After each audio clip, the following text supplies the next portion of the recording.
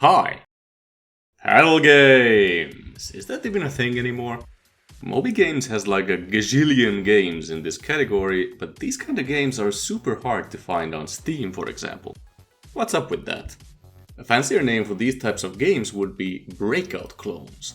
And we've got a few to go over here with roughly a 10-year gap between most of them.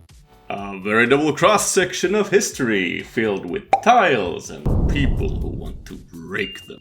We have Arkanoid, Aquanoid, Wilkanoid, and Shatter. I'll also have a little special bonus for you at the end. In these types of games, you have a paddle, hence the name, and a ball. You use the paddle to bounce the ball around to hit a bunch of targets. Miss the ball enough times and it's game over. Clear the level of targets and you get to proceed to the next one. Highest score wins. Classic arcade game stuff. It'll be interesting to see how this basic formula evolves over 10-year leaps. Let's go find out.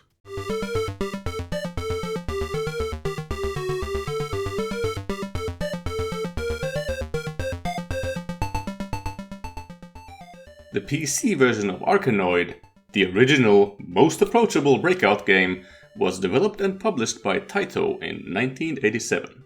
I say most approachable because, there were earlier breakout clones available for the PC before 1987, but do you really want to talk about Spinout or Wallbanger? A feast for the eyes, aren't they? Yeah, didn't think so. Arkanoid was the first breakout-style game that many people ever played, including me, so this is gonna be our baseline for this video. Quick mention about the controls being used here. I'll always be using the mouse whenever I can. That's what I'm used to in these types of games, and trying to use the keyboard feels super clunky to me.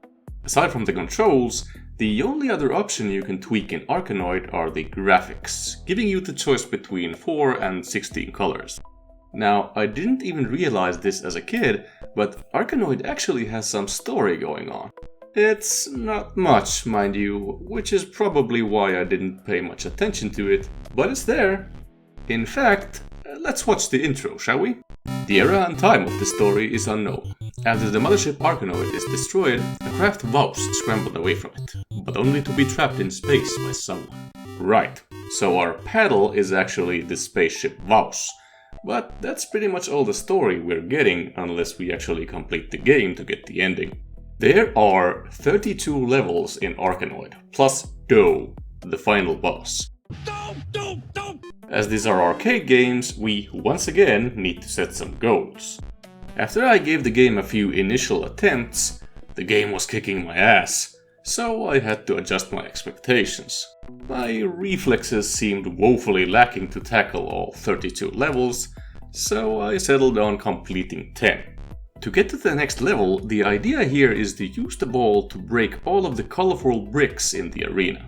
Different colors net you a different number of points, and you get extra lives at 20,000 and 60,000 points, and every 60,000 points after that. Missing the ball loses you a life. Sometimes power-ups will appear and fall toward the bottom of the screen. Let's talk about those next. You have 7 different types, and 3 of those affect Vaus specifically. Expand increases your size. Catch lets you manually launch the ball. Laser gives Vaus the ability to break bricks. 2 power-ups affect the ball, either by slowing or multiplying it. The final 2 provide you with a level warp and extra lives. A lot of these will be present in other clones in various forms. Enemies periodically spawn at the top of the screen. While you don't get any points for hitting them, they play an important role here: trajectory randomization. While the devs made pretty sure that the ball can never end up in a perpetual bounce loop, it can still sometimes approach one, and colliding with the enemies helps the ball break out of these kinds of loops. Hitting the ball with a different part of Vaus also affects the trajectory. The closer to the center you hit the ball, the steeper the trajectory. Despite its simple, solid gameplay loop, Arkanoid is not without its sins. The same sins that would be passed down to many clones to come. First of all, The targets include indestructible tiles. Not only do they result in levels that are blatant examples of asshole design, they also cause an increasing number of bounce loops that are tedious to sit through. Secondly, wasting too much time causes the ball to pick up speed, making the game much harder and effectively punishing you for getting stuck in a bounce loop. Thirdly, the game is very stingy with its extra lives, making it good at gobbling up credits at the arcade, but results in a more repetitive affair on personal computers. There are no continues in Arkanoid, so you'll either make it through the entire game in one run, or start all the way back from level 1. You can find Arkanoid available at most abandonware sites. It's a difficult game for people with bad reflexes like me, but the gameplay still holds up. I'll talk a little bit more about the game later in the video. Let's take a look at how the bad parts of Arkanoid can coalesce into a full game.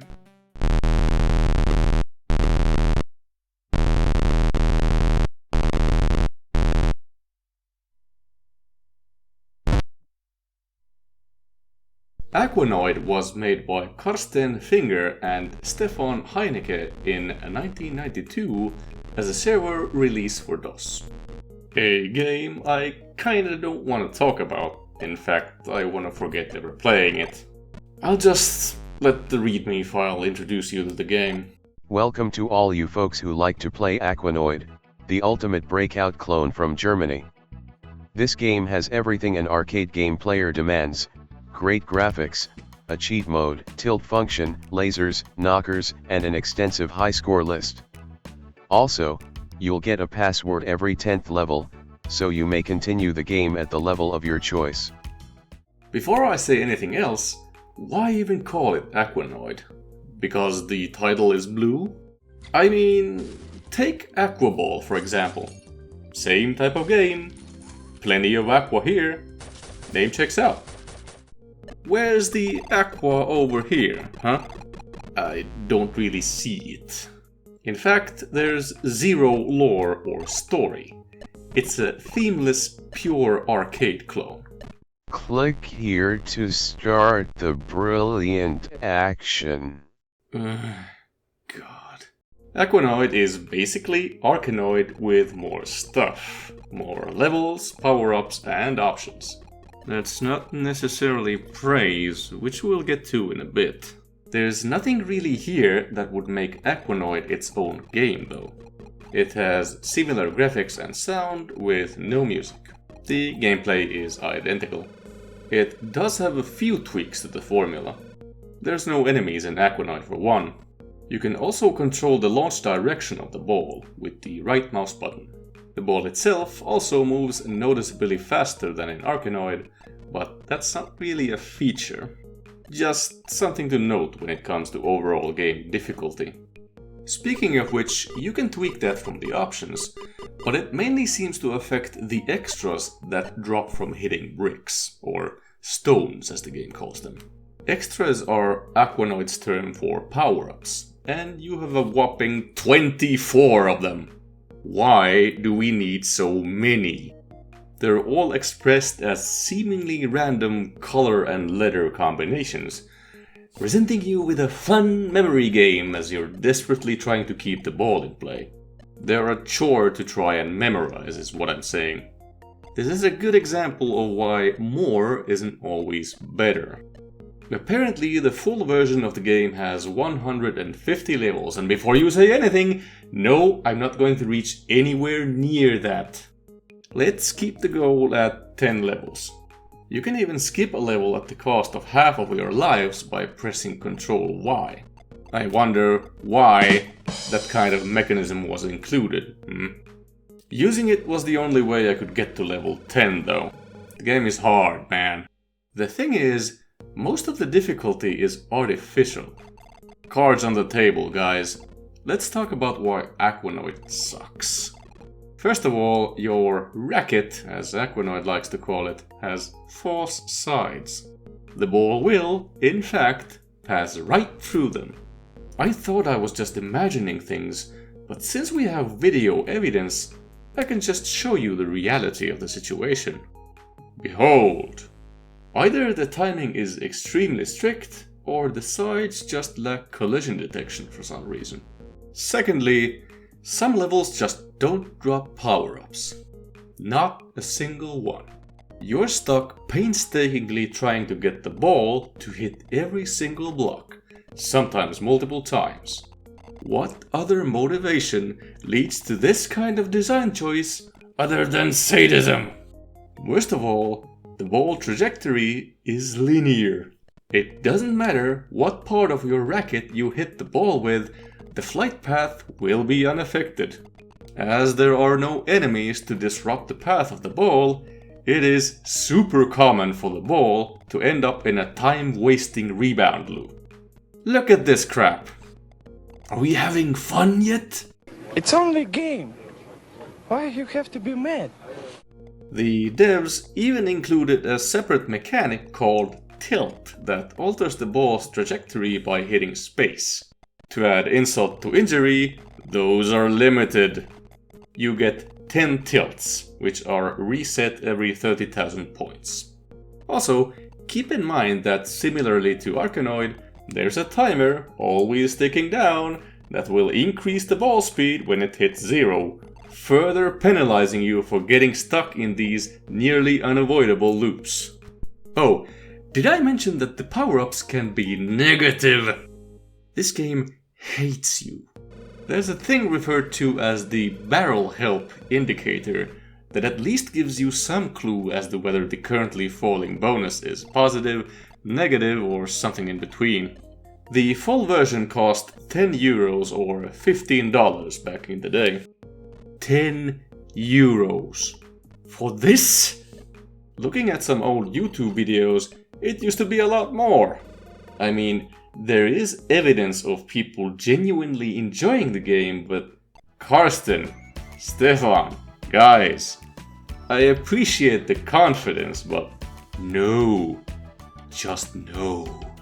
Wait a second. Contacting us. Please contact us if you find mistakes or have question problems at all. Oh, don't mind if I do, Karsten.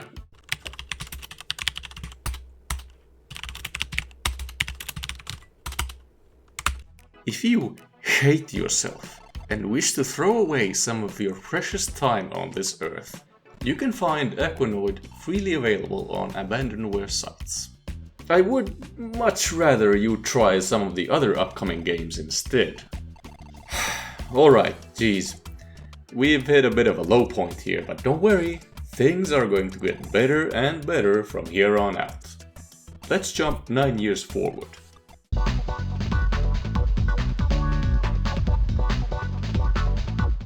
Wilkanoid was created in 2001 by Wilhelm von Post, also known as Wiley, for Windows under a semi-shareware model. I'll talk more about that a bit later. The game is a charming breakout clone that introduces a few improvements to the basic formula. In addition to the improved graphics, we now have much more animation, humorous, high-quality sound effects, and even music. Controls-wise, this is the only game in our selection that's keyboard only. Similarly to Aquanoid, Wilkanoid lacks any sort of story and is more of a pure arcade experience. Wilkanoid does a number of things differently. One thing you'll notice right away is that it's no longer just you and a bunch of bricks. The levels have actual walls instead of just indestructible bricks, and there are also pinball-style elements present such as bumpers and rollovers. The goal is still the same: destroy all bricks on the screen.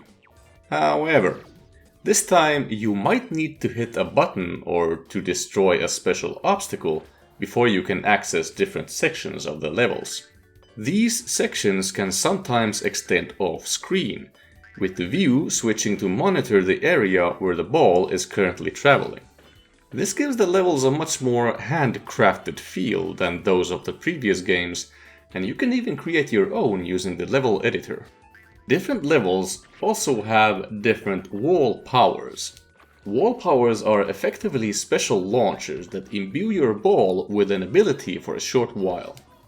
For example, charging your ball with electricity will zap all adjacent bricks to the one you hit. Some obstacles might require a specific wall power to remove. Another feature of Wilkanoid are curve balls. Hitting the ball while moving will cause the ball to do a special curve, often sending it in a diagonal direction depending on the direction you were moving. This is useful in dealing with the obstacles present in the level layout. Wilkanoid also has combos.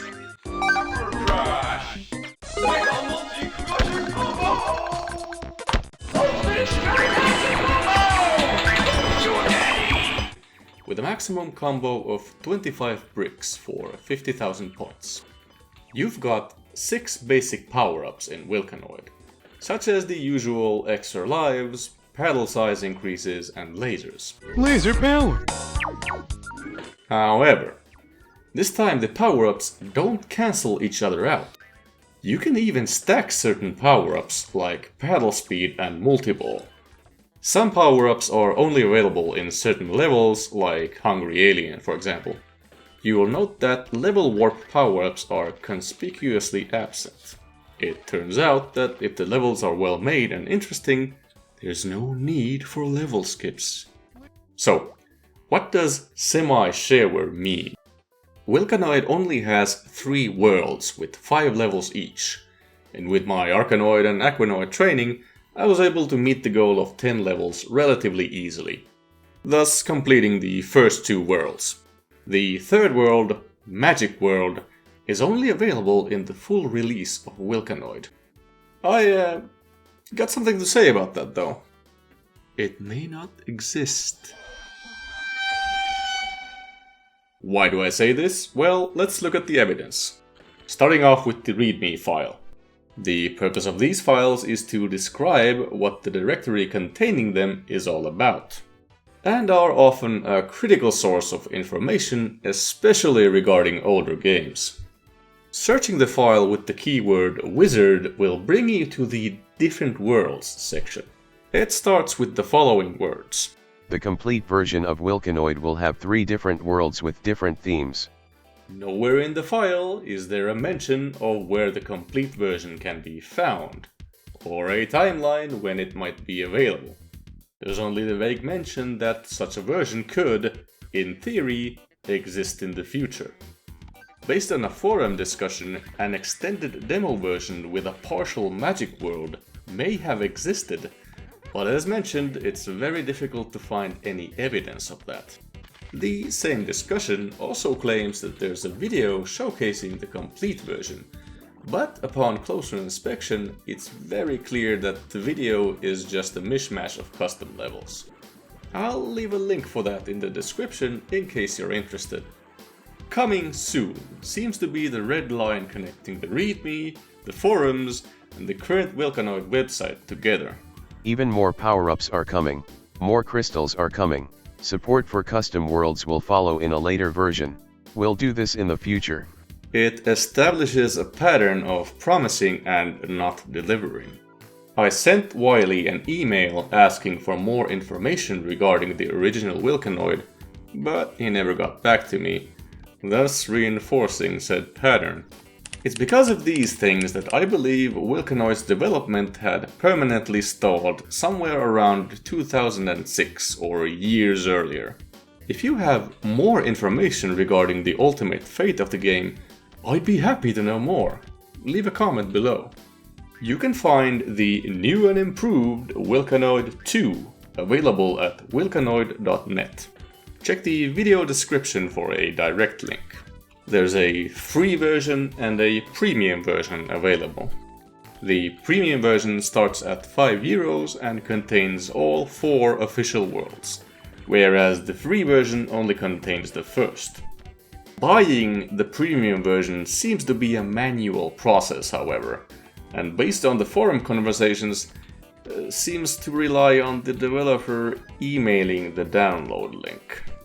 In other words, you'll get your game whenever Wiley has spare time.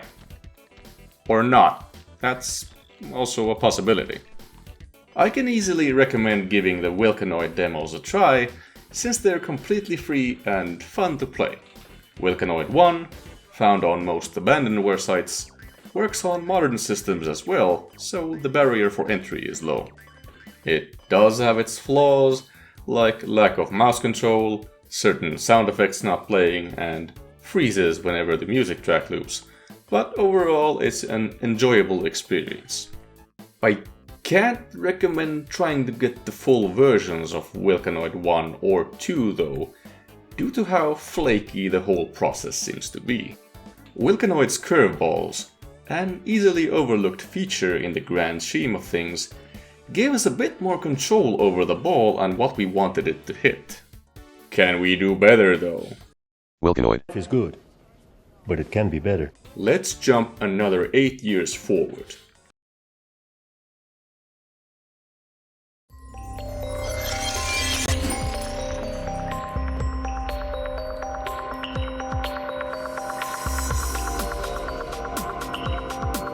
Shatter, originally developed and published by She came out for the PlayStation 3 in 2009. It came to Windows the following year, with Mac and Linux ports arriving in 2012 and 2013 respectively. So far, Aquanoid and Wilkanoid have done relatively little to shake up the basic Arkanoid formula. Shatter, well, shatters large parts of it. Shatter features several different game modes, including Endless, Time Attack, Boss Rush, and co-op variants. As far as the story mode goes, guess how many levels there are in Shatter? That's right, we can keep our goal the same. Well, they're not really levels, they're closer to the worlds in Wilkanoid, with each one containing around 8 levels ending in a boss battle. You won't notice it though. The game is so smooth and fun to play that you'll only snap awake once you've completed an entire world. Shatter also features something called a playfield orientation shift. Sometimes you play levels oriented vertically. Very safe, very basic, very Arkanoid. However, some levels are oriented horizontally instead. Not a huge change, but it immediately messes with your perspective. We also have circular arenas like in Aquaball, which makes estimating trajectories a little bit more tricky. These frequent shifts, accompanied by different block formations, keep the levels feeling fresh and dynamic. That's not all though.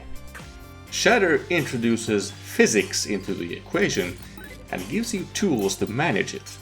Some blocks are heavy and will drag themselves and any attached blocks toward your side. There are gravity blocks that will suck other blocks toward them. Similarly, there are blocks that will push other blocks away. Blocks can also collide with other blocks, impacting their direction and momentum. Best of all though, there are no indestructible blocks. You won't realize how good this feels until you've wasted minutes of your life trying to coax the ball around a maze of indestructible barriers that have no sympathy for your valiant efforts. It's only a game. Your paddle is uniquely suited to dealing with all of this, with the ability to both push and pull nearly everything on the screen. Some blocks will resist this effect, while others are entirely immune. Most notably, your ball is also affected, allowing you to control its trajectory to some degree. No more tedious waiting around for the ball to finally decide to hit something. You're the one now in control, not the ball. Boss battles, for example, rely heavily on your ability to guide the ball to hit specific weak spots.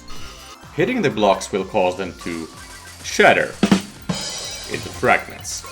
Collecting fragments increases your score multiplier and fills up your power bar. You can use the power bar to activate your shield, which destroys blocks instead of momentarily stunning you when they collide with your paddle. Collecting fragments while your shield is active reflects them back as shards that will damage any block they hit. Oh, and if you have a full power bar, you can also do this.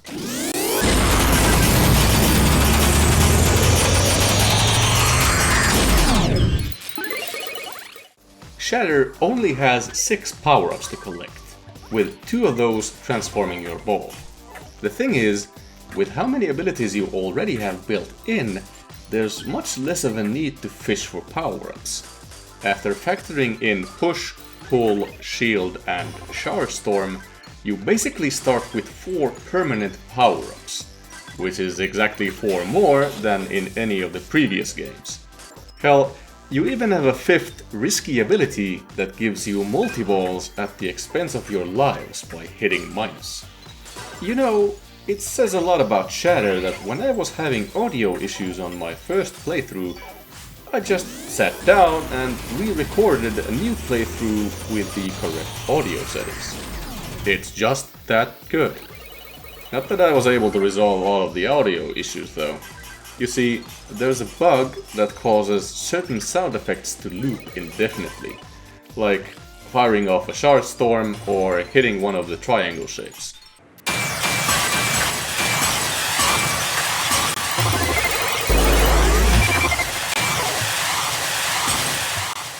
I tried a few things to resolve the issue, like compatibility modes, limiting the FPS and replacing the audio handler DLL files, but I didn't have any luck.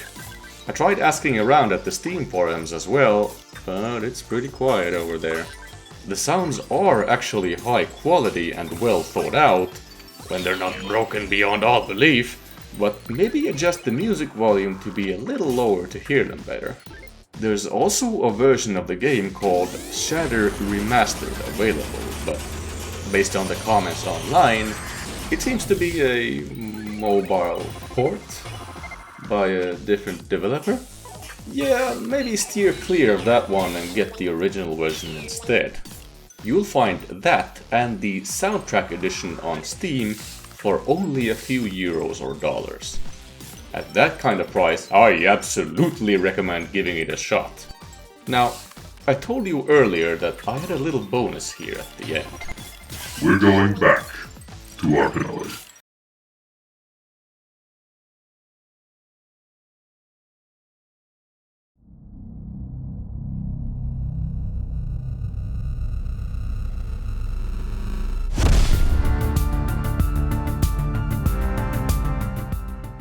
Now, 35 years later, we've come full circle. Arkanoid, the Eternal Battle, was made by Pasta Games and published by Microids in 2022 as a commercial release for the Switch, PS4 and PS5, Xbox One and Series XS, and Windows. Before I say anything else, listen to this.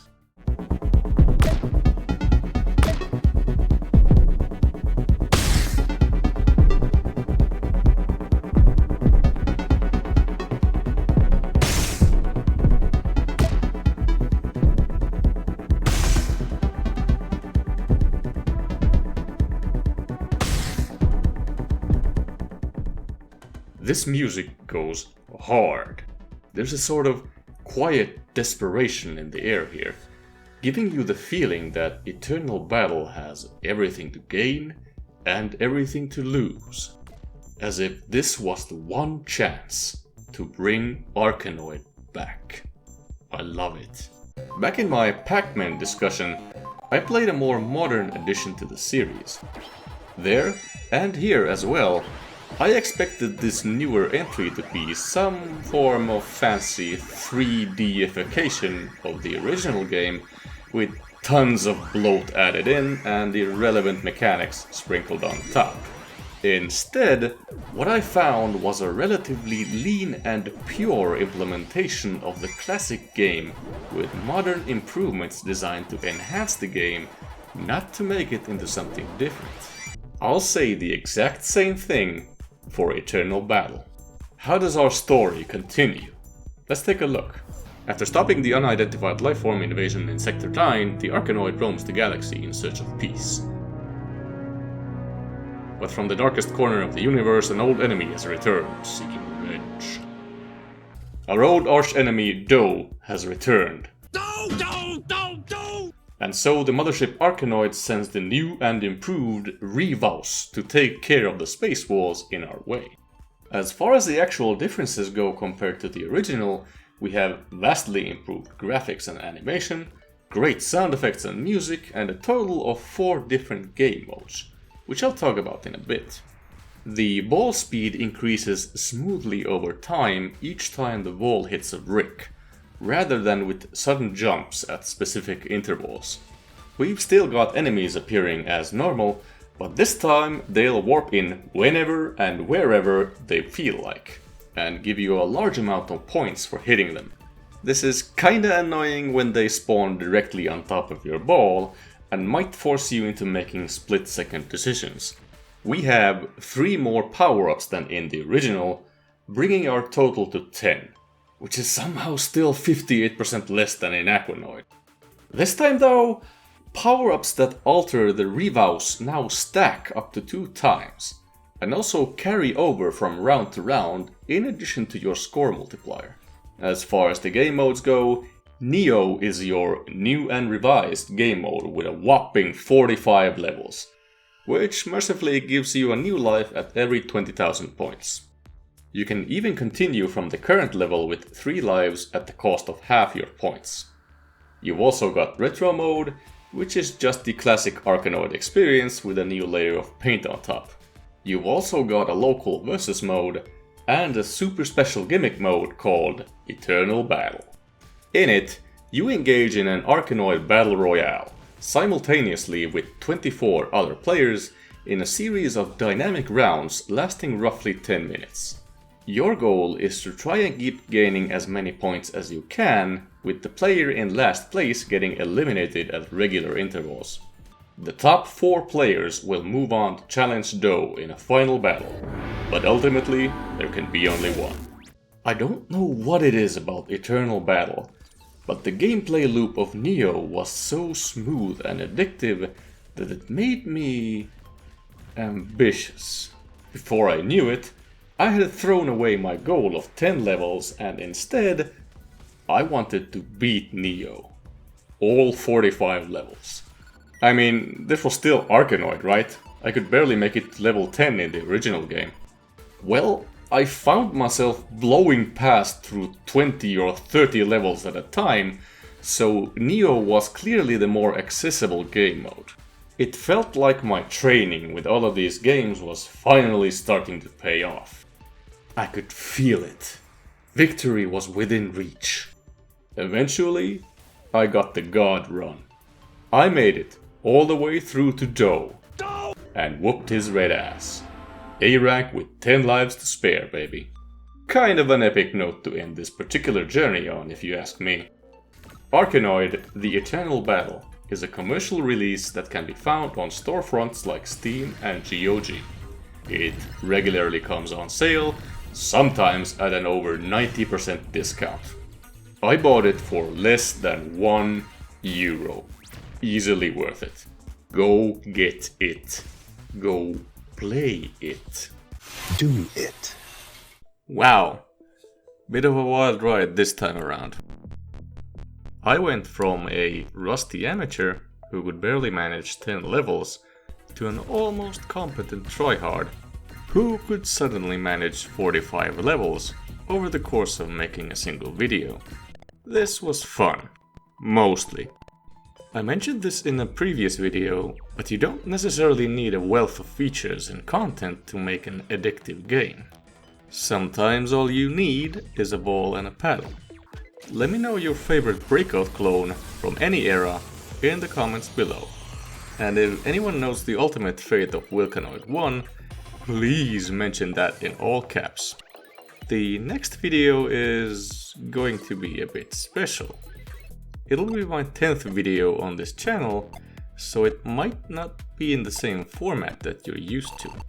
It'll be about doing things, not being sure why you're doing them, but doing them anyway. Until then, have a nice day.